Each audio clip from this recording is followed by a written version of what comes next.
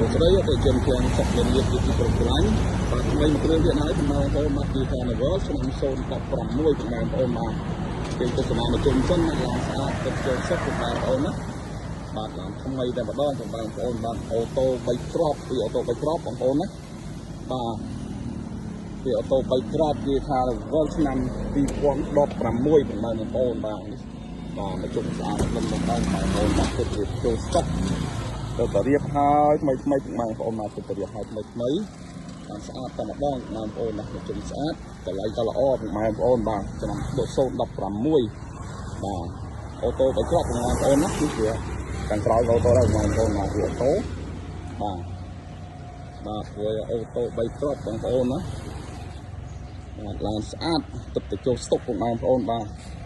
សិនស្មូតរត់អេនណាបងប្អូនមកសាកមិញដែរបងប្អូនណាបាទនេះអូតូបងប្អូនមកក្រៅ VIP ហើយរួចរាល់ទៀតបាទកម្រាល VIP បាទនេះគូបាទដំបូងបើកបងប្អូនណាបាទដំបូងបើកបងប្អូនបាទ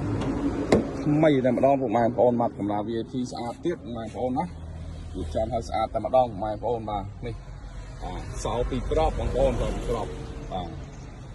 បាទនេះខាងក្នុងបាទបងប្អូនណាស្អាតភ្លឹងតែម្ដងបាទតម្រូវការចង់បានជីលក្ខណៈគ្រួសារឬទីកម្មបងប្អូនណាហើយម៉ាស៊ីនម៉ាសុតបងប្អូនម៉ាស៊ីនម៉ាសុតបងប្អូនបាទ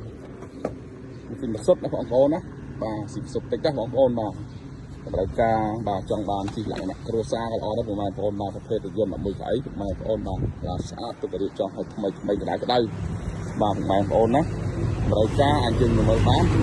តាំងនៅផ្លូវព្រៃសនៅចង្កាត់ព្រៃវែងកើតខណ្ឌនគរឬជំនួយភ្នំពេញបងប្អូនបាទហើយមានការបងរំលោះ25ខែខុងផងដែរបាទបងប្អូនយើងសិក្សាបាទធ្វើលេងការតែខលវីដេអូទេបងប្អូនមកធ្វើតាមខលវីដេអូទេបាទអត់ចុះដល់ពេលអត់ខានអស់ពុកម៉ែបងប្អូនទេបាទបងប្អូនបាទអញ្ចឹងដឹងព័ត៌មានការរំលោះឬក៏តម្លៃឡានចិនឡានបងប្អូនអាចសេច Telegram តាមរយៈ071 905 2បងប្អូនណាបាទហើយសូមអរគុណតែបងប្អូនតែតាមការវីដេអូខ្ញុំបាទសូមជម្រាបពរបងប្អូនទាំងអស់គ្នាបានសុខភាពល្អសំណាងល្អគ្រប់គ្រងគ្រួសារបាទសូមអរគុណសូមគោរពលា